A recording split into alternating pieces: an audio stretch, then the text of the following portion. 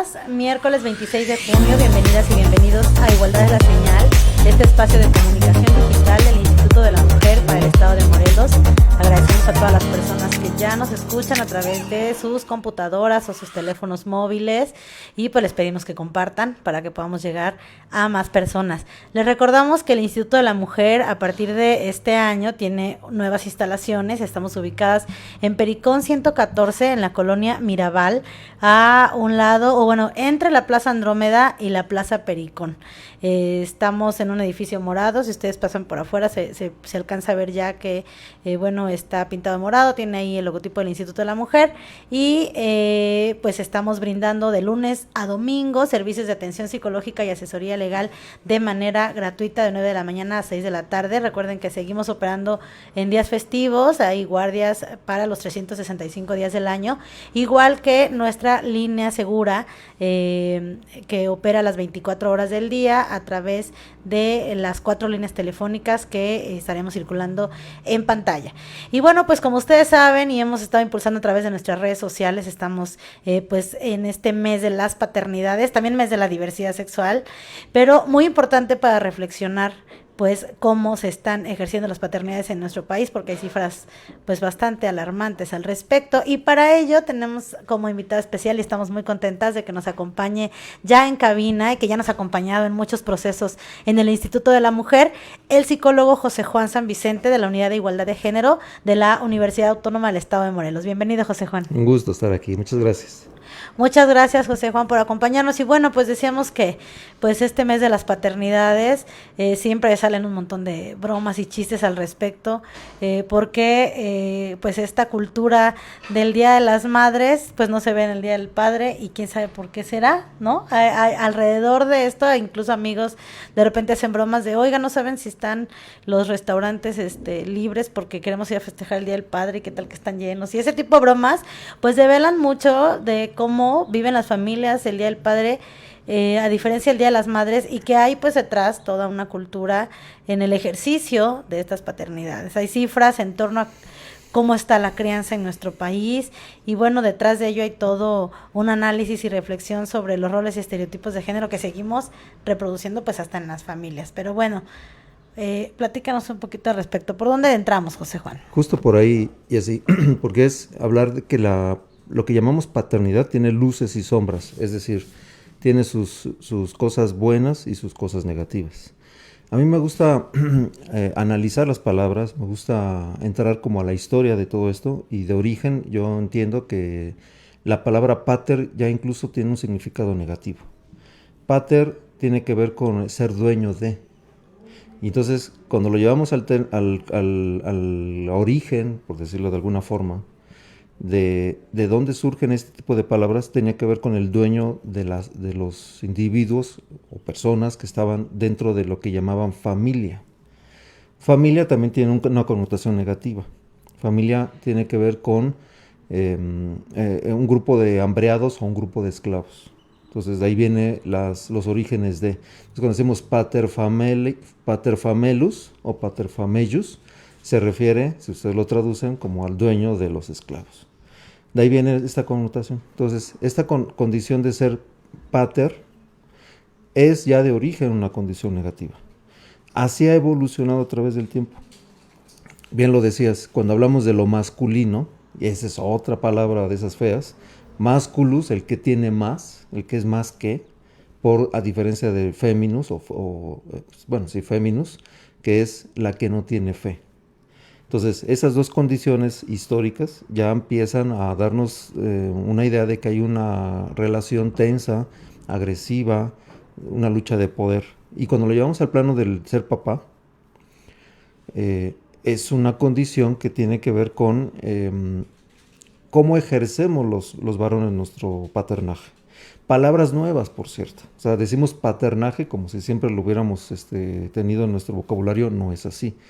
De pronto tuvimos que separar el ser papá del paternaje, porque puede haber personas que ejercemos paternidad, es decir, cuidados y demás, y no necesariamente son nuestros hijos o hijas biológicas, ¿no? Claro. Qué interesante, ¿no? Porque a lo largo del tiempo, cómo pues nos ha condicionado no solamente es el lenguaje, sino el lenguaje representa lo que las personas vivimos, ¿no? Que es algo que permanentemente, pues dentro del movimiento feminista y de la inclusión, estamos todo el tiempo señalando, ¿no? Que el lenguaje no es simplemente un lenguaje, sino representa nuestra cultura, representa cómo vemos el mundo. Y qué fuerte que palabras, la forma en que nombramos aspectos tan importantes en nuestra vida, como la familia, como el papá, como la mamá, como lo femenino y lo masculino, tengan este peso pues epistemológico, etimológico más bien, tan fuerte, ¿no? O sea, que represente y que no es, más bien no es coincidencia que pues estemos reproduciendo ciertos esquemas de dominación a través de cómo nombramos y cómo vivimos eso. Qué fuerte, yo creo que nos vamos a poner a investigar un montón al respecto desde acá, porque José Juan siempre hace que nos explote la cabeza y vayamos a querer investigar todo, porque es muy importante, pues de repente darnos cuenta de dónde vienen esas cargas simbólicas, que el patriarcado pues no nació por generación espontánea, que vivíamos en culturas de explotación, y que ir transformando esa realidad pues ha costado mucho, y que nos damos cuenta que en la actualidad pues dentro de este núcleo que es la familia pues se siguen ejerciendo relaciones de poder que no son igualitarias, en las que todavía pesa más un género que el otro, y que eso pues impacta en la forma en que se ejerce la paternidad. Totalmente de acuerdo. Ahora, viendo al otro lado, como invitando a esta reflexión que haces, ¿cómo vivimos los hombres la paternidad? Bueno, ahí hay otra vez otros temas. Si quitamos de alguna forma el estereotipo y la carga prejuiciosa que bien se han ganado los hombres, me incluyo obviamente, es darnos cuenta cómo los hombres están viviendo ese ejercicio de ser papá, ¿no? De pronto hay muchas historias allí. Hace muchos años me invitaron a un programa por Jojutla, un canal ahí modesto que tienen. Invitaron a un papá que llevó a sus 2 hijas, 2 niñas chiquitas. Y él decía, pues es que pues, su mamá se fue, ¿a dónde? ¿Quién sabe? Si falleció o se fue, no sabemos qué. Pero él decía, yo las tengo que estar cuidando, yo las cuido. Y voy por ellas a la escuela y hago esto y hago lo otro. El señor me pareció sensacional su testimonio, porque él decía cómo se tuvo que asumir por una situación forzada a criar, obviamente querer a sus hijas, y sin ningún tema de estos de género y que el paternaje y que no sé qué, nada. Él simplemente se tuvo que echar a los hombros la responsabilidad, y lo hacía muy bien. Decía, y es que sí me canso. Esa es una forma de ver las cosas. Otra es, por ejemplo, diría un investigador del Colegio de México, cómo los hombres que son papás, cómo viven su paternidad cuando los hijos mueren o por desaparición forzada. Entonces él hablaba testimonios de los papás de los normalistas de Ayotzinapa. Claro. Entonces habla de uno en particular, que él habla de su testimonio. Dice, yo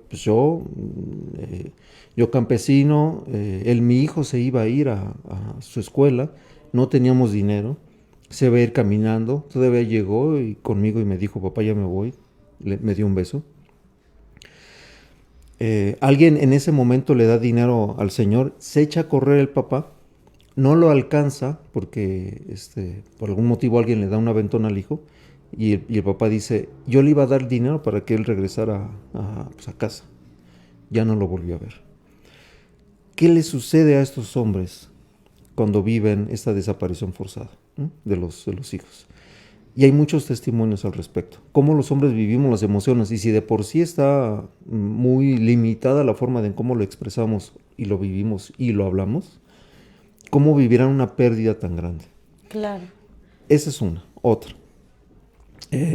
Hombres que tienen hoy día la posibilidad jurídica de tener una relación erótico-afectiva con otro varón y casarse y toda la cosa, ¿no? Y además todavía de poder adoptar a alguien, si fuera el caso, o simplemente pues porque el sobrino o alguien están allí criándolo. Ese es otro tema interesante. Cómo los hombres que tienen pareja varón crían a otros pequeños.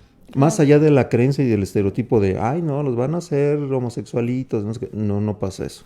No sucede eso. Quitemos de nuestra mente. La invitación es que no sucede ese tipo de cosas. El estigma, la discriminación que nos hace prejuiciar, ¿no? Nos prejuicia mucho. Entonces, sí. Es que es muy importante lo que compartes porque tiene que ver también con roles y estereotipos de género, porque es tener que cumplir la expectativa del padre, ¿no? O sea, sí, en efecto, pues fuimos educadas y educados durante muchos siglos en un modelo familiar en que el hombre pues tenía que ser el proveedor, el que era la autoridad, el que tenía que hacerse y tenía la última palabra en casa. Por supuesto se han ido modificando porque también la incursión de las mujeres en el campo laboral ha hecho que también las madres de familia transformen la autoridad dentro de casa, que bueno, eso trae como consecuencia también el tema de las 3 jornadas laborales, tanto de cuidados como en su casa como en el trabajo, pero bueno, se han ido modificando esos modelos dentro de la familia que ha permitido pues relaciones un poquito más igualitarias. Habría que ver qué tanto realmente, porque también otra figura que educa pues es el padre ausente, ¿no? A veces decimos, bueno, se habla mucho de las madres solteras, pero no se habla de los padres ausentes, y eso también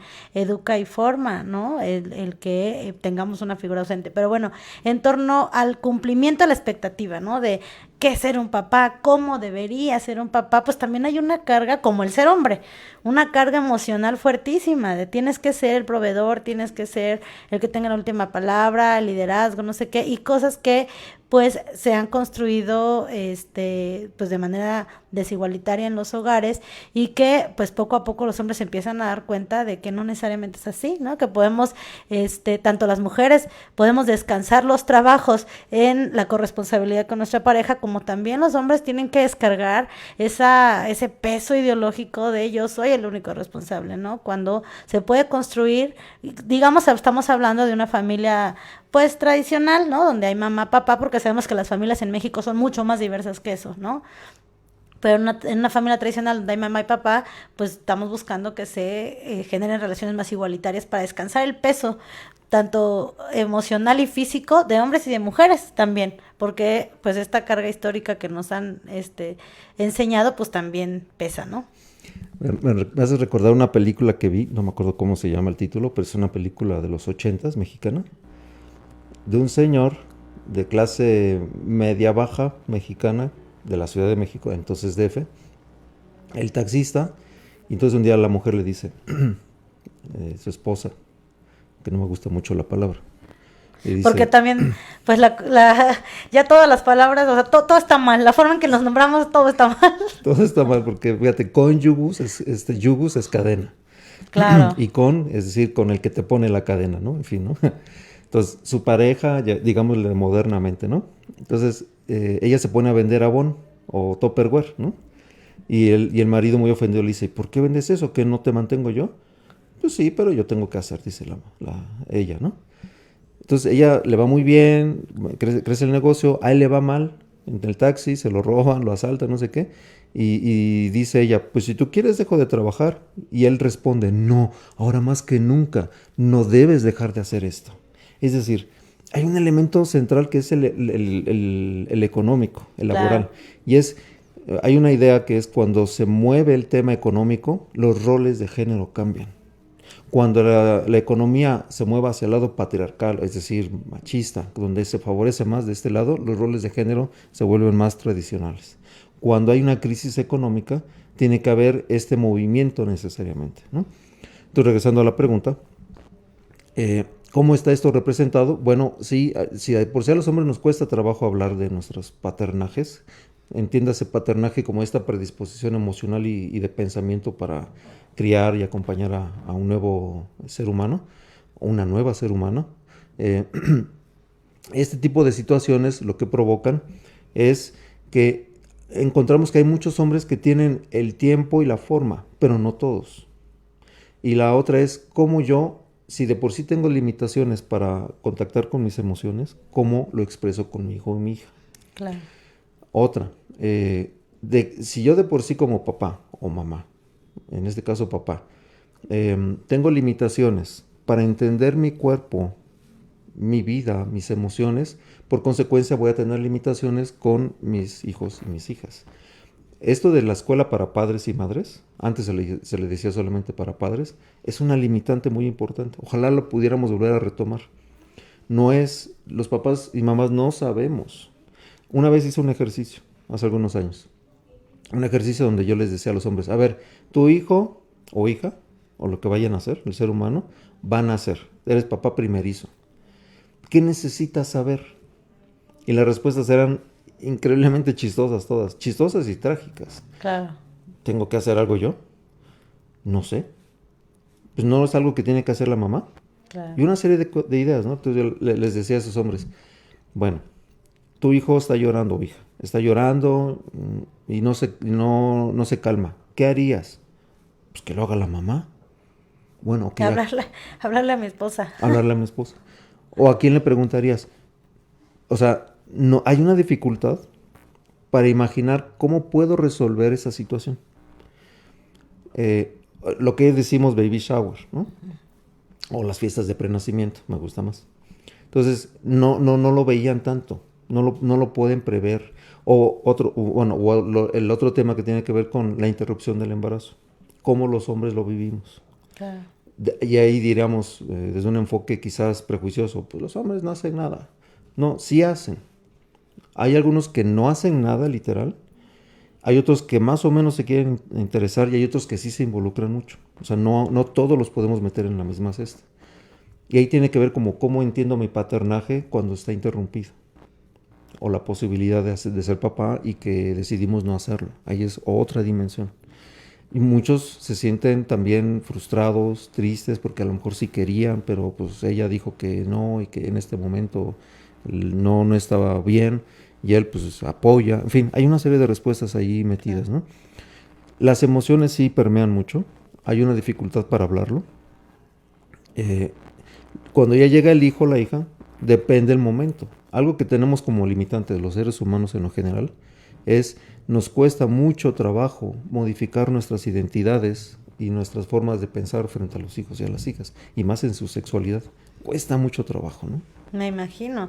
Si de repente, pues las mismas mujeres, desde las formas en las que nos educaron nos costaba trabajo, ¿no? Hablar con nuestras mamás, poco a poco se ha ido cambiando eso y hemos escuchado pues muchas experiencias en torno a cómo pues ya desde muy jóvenes las mamás pueden abordar la sexualidad de los hijos, pero todavía los papás, salvo excepciones, todavía cuesta, ¿no? ¿Qué te parece, José Juan, si vamos a un corte? Y regresamos para platicar precisamente qué podemos hacer para pues cambiar un poco esta realidad del paternaje y de las paternidades en México, qué recomendaciones les podrías dar a las familias que nos escuchan, a las paternidades diversas, ¿no? Ayer precisamente, regresando al corte, les voy a platicar un poco de un taller que tuvimos con el psicólogo Hugo Rocha, que seguramente lo conoces, y pues estuvo muy muy bien porque varios compañeros nos compartieron, pues funcionarios públicos de diversas dependencias, pues cuál es el ejercicio de su paternidad, y hubo quien dijo, ¿no? Yo estoy en pareja con un hombre, ¿no? Y estoy viviendo un proceso de adopción, y pues todas las complejidades que eso implica y cómo pues el lograr que la sociedad incluya en nuestro entorno, en nuestra comunidad, a las familias diversas. Pero bueno, vamos a un corte, no se vayan, seguimos aquí en Igualdad es la Señal. ¿Ya conoces la nueva dirección del Instituto de la Mujer para el Estado de Morelos? Para garantizarte una mejor atención con accesibilidad y comodidad, ahora estamos ubicadas en calle Pericón 114, Colonia Mirabal, a un lado de Plaza Pericón. Servicios gratuitos de atención psicológica y asesoría legal a mujeres en situación de violencias. Teléfono 777-173-0066. No estás sola, te esperamos.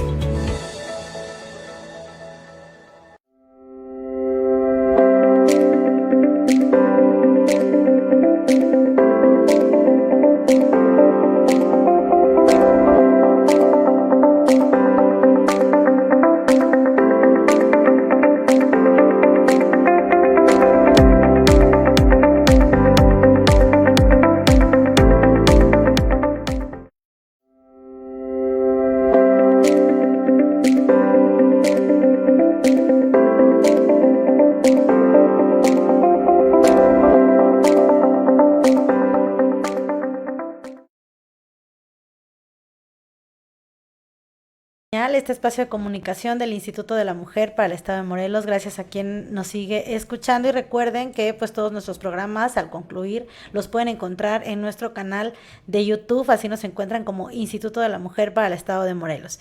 Y bueno, estamos en cabina con el psicólogo José Juan San Vicente, con quien estamos reflexionando en torno a las paternidades precisamente por este mes de las paternidades, porque los paternajes, ¿cuál es la diferencia entre paternidades y paternajes? Paternaje es la disposición de criar. O sea, no solo ser papá, no solo tuve un hijo. Así es. Y paternidad, pues es como el término genérico que se utiliza para un rol muy concreto. Ahora, independientemente de cómo se ejerza. Independientemente de cómo se ejerza. Ahora, si le sumamos más, una cosa es ser padre y otra cosa es ser papá. Padre, como ya decía hace rato, tiene que ver con el ser dueño de. No implica un paternaje. Y papá tiene otra raíz, que es el que cuida, el que está cerca. Entonces, ¿qué queremos ser? ¿Padre o papá? ¿No?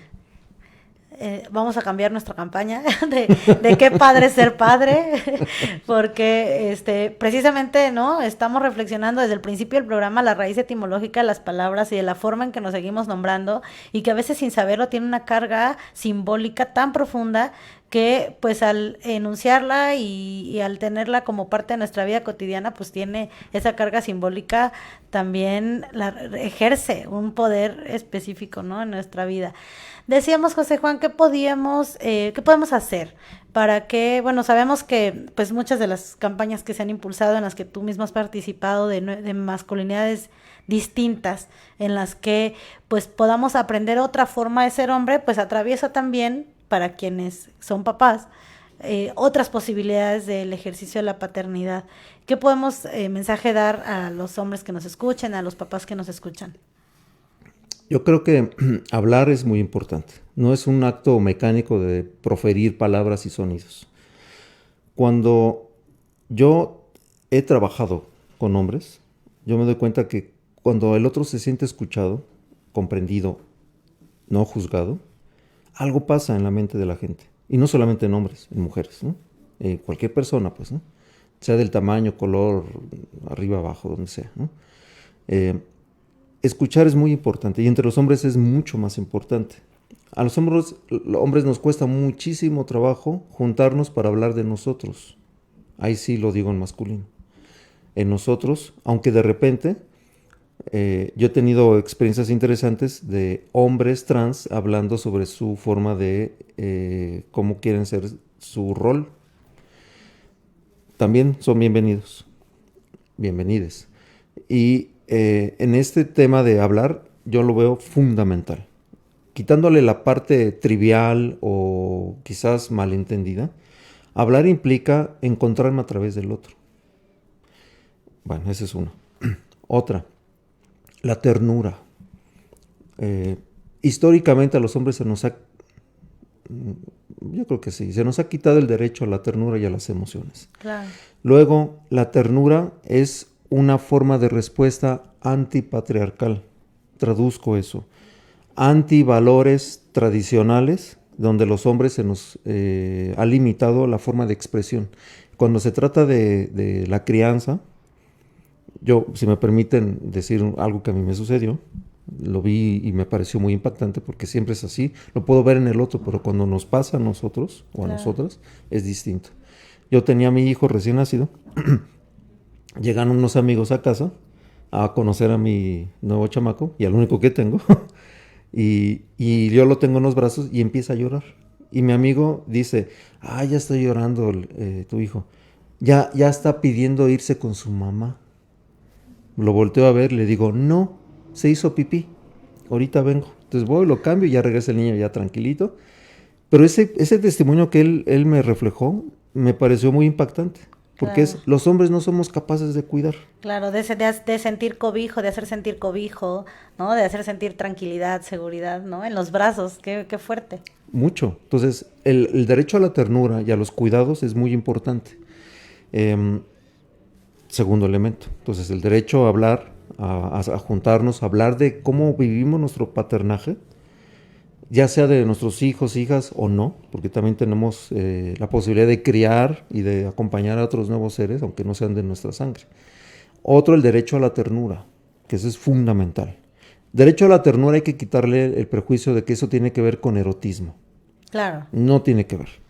Tocar, estar allí, proferir palabras amorosas y demás, es algo que es posible hacer, ¿no? Otro elemento es que los hombres preguntemos a otros hombres cómo le hacen para su ejercicio de paternar. De repente, cuando les preguntaba a los hombres, a ver, si tú le tuvieras que preguntar a alguien sobre cómo cuidar a tu hijo o hija, ¿qué harías? Pues le pregunto a mi mamá. Pero en la imaginación de muchos hombres no están imaginando preguntarle al papá. Claro. Entonces le digo, a ver, pregúntale a tu papá, ¿qué te puede decir? Y a veces llegan a salir cosas bien interesantes, desde que no estuvo, o si estuvo, cómo es que estuvo presente. Porque la ausencia, como bien dices, es educar, pero en el imaginario de la historia que cuentan de papá, no estaba, pero siempre que hablaba por teléfono preguntaba por ti. Y eso nunca te lo dije, porque pues yo decía, está jugando y ¿para qué le digo? Claro. No lo entiende el niño o la niña, ¿no? No es cierto, sí lo entiende. Esas palabras a distancia de mí, a tu papá va a venir y no sé qué, son exactamente las mismas que va a venir tu papá y te va a regañar. Claro. Entonces, ese elemento me pongo así como en una nota allá abajito. También la imagen que se tiene de papá es el papá que regaña, el papá que pega, el papá que sanciona. Y si de pronto iba a llegar a un buen momento con los hijos o las hijas, tienes que regañarlo porque no hizo la tarea. Entonces, ese tipo de cosas de que el papá ejerce autoridad, pues hay que cuestionarlo, ¿no? Claro. Sí, porque además, pues las infancias, las adolescencias, pues el crecer en espacios de confianza y seguridad, pues también mejora la comunicación y también la posibilidad de respuesta frente a una situación de riesgo, ¿no? Uh-huh. Si yo no le tengo confianza a mi papá para decirle me pasó esto, a mi mamá me pasó tal cosa, pues y pasa, ¿no? A veces los adolescentes se ponen en riesgo y por el temor a ser regañados, que a lo mejor son cosas que pues sí, no pasa de un regaño, omiten información importante para su propia seguridad, ¿no? Y construir espacios de confianza y comunicación, pues es fundamental, ¿no? En estos espacios de familia que pueden ser, pues, diversos, con el papá, o sin el papá, con la mamá, sin la mamá, con la tía, la abuelita, ¿no? Que muchas veces en México vemos que las familias son muy amplias y muy diversas y interviene la tía, a veces la figura importante es la abuela, a veces es el abuelo, ¿no? El papá se va a Estados Unidos y el abuelo está ahí, entonces como reflexionar en torno a esto y a la expectativa, ¿no? Al como romper un poco el estigma en torno al modelo de familia, porque a veces si no se cumple ese modelo de familia nos sentimos excluidos, ¿no? Totalmente. Yo redondaría dos ideas. Me parece estupendo que sea un mes de la paternidad, porque antes antes todavía, ¿no? Se reduce a un día y fin de la historia, ¿no? Y de repente yo escucho entre la gente que llega a decir, ¿y cuándo es el Día del Padre? No es un día. Yo tampoco lo tengo claro a veces, ¿no? Es el tercer domingo del mes de junio. Ajá. En la escuela de mi escuincle, me decían una vez hace algunos años, les vamos a celebrar, papás, el Día del Padre en marzo. Dije, ¿por qué en marzo? Es que en junio no vienen. Ok, y si de por sí me confundía, pues más todavía, ¿no? Y la otra es que este tipo de espacios no son ociosos, son muy importantes, porque cada vez empezamos a difundir más el tema y se empieza a hacer colectivo, y el que haya el tema en la mente de la gente desde las audiencias, desde los medios de comunicación y las campañas, hace que el tema de la paternidad vista desde un sentido positivo se visualice y se vaya naturalizando. Claro. Eso es muy importante. Y que los padres que nos ven, que de repente se emiten todavía juicios de, ¿cómo que vas a ir tú a la escuela por tu niña? ¿Y dónde está tu esposa? ¿Y cómo que vas a ir tú a cambiar los pañales? ¿Y dónde está tu esposa? No, ese tipo de cosas, pues se van a irlas rompiendo, ¿no? Ir viendo naturalizar el ejercicio de esta paternidad, ir naturalizando que las tareas compartidas en casa son positivas, que no son símbolo de debilidad, ¿no? Porque a veces se asocia así como, no, pues es el mandilón, ¿no? el famosísimo mandilón por el simple hecho de ser corresponsable en su casa con las tareas del hogar, ¿no? Entonces, como cambiar todo este chip es importante hablarlo, las personas que nos escuchen, pasar la voz, ¿no? Porque solamente así podemos ir cambiando ese chip integrado histórico. Sí, sí, sí. Un querido maestro ya fallecido decía, ¿cómo, por ejemplo, en los medios de comunicación, en las películas infantiles, aparecen ese tipo de cambios de roles? Él decía mucho la película de Nemo. Dice, ¿quién va a buscar a Nemo? Su papá, ¿no? Uh-huh. Y así podemos ver varias películas, ¿no? Incluso la de Pinocho. Pinocho, aunque no es un niño de carne, aunque él aspiraba a eso, quien lo va a buscar es su papá, digamos, el que lo hizo, ¿no? Gepetto, ¿no? Entonces, hay muchos personajes que de repente, pues porque no lo pensamos, están allí, en la mente de las personas, pero no lo asociamos a que es el papá que cuida, el papá que va y hace algo. Claro. Aunque hay un rol ahí interesante, es el que va y rescata. ¿Mm? Claro. Y eso está interesante en términos de análisis. De masculinidad. ¿No? Claro. Pero bueno, quitándole esa parte del que rescata y el que salva y no sé qué, porque finalmente es una teatralización de una historia y en fin. Cada vez más los medios de comunicación tienen una función muy importante y es, si queremos poner en la mente de las personas, tenemos que hacer un cambio cultural. Y ese cambio cultural es meter una idea como esta, de que en el caso de los paternajes, es posible cambiar y tener una buena relación con los hijos y las hijas, es posible.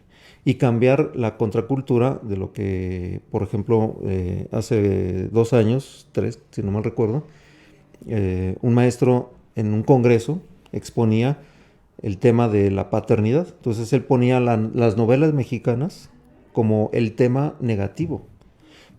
Pedro Páramo, por ejemplo.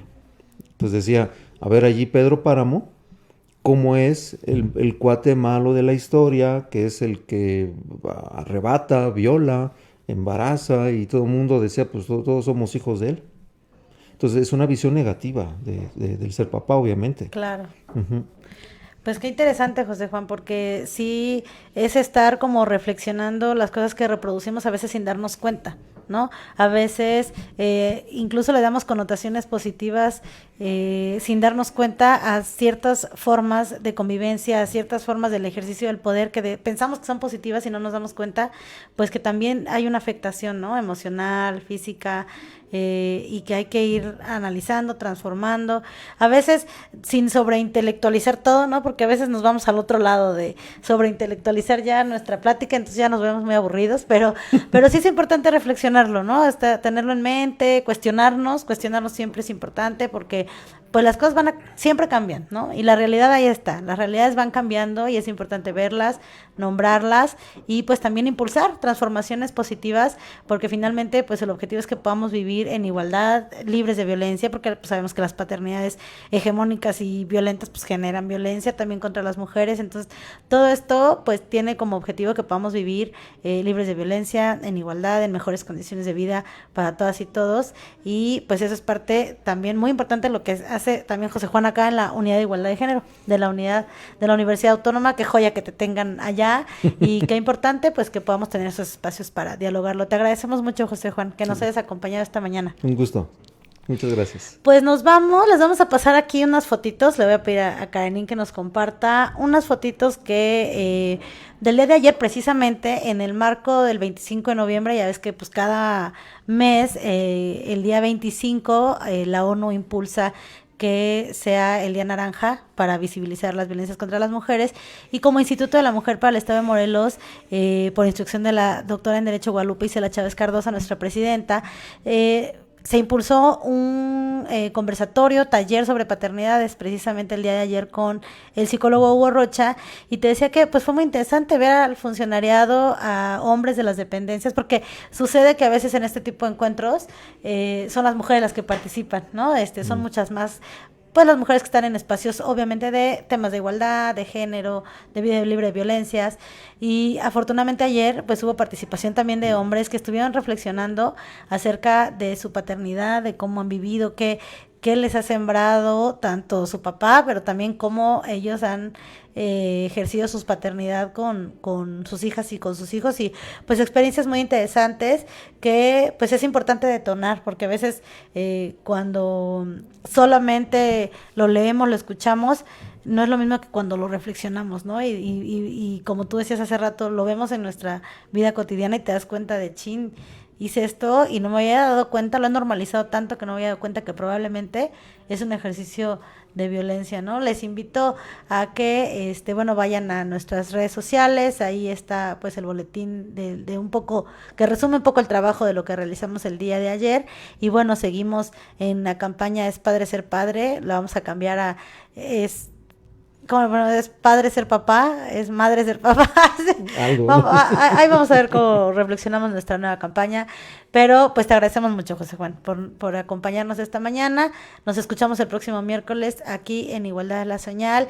Y también pues queremos hacer esta reflexión también en el mes de la diversidad sexual, que hagamos consciente la forma en que a veces pues violentamos y discriminamos a las personas que no viven espacios heteronormados como los nuestros. Entonces, pues que amor es amor, no discriminemos, no excluyamos, seamos ya se acabó como esta idea de tolerar, ¿no? Es incluir, escuchar y empatizar con el otro y con la otra. Así que, bueno, pues quienes vayan a la marcha de la diversidad, que creo que fue ya el domingo pasado y viene otra la siguiente semana, pues participen, apoyen, no discriminen y no juzguen, porque en nuestras familias hay personas diversas, en nuestros espacios laborales hay personas diversas, así que pues también es un llamado a la no discriminación. Ahora sí ya nos despedimos. Muchas gracias por escucharnos.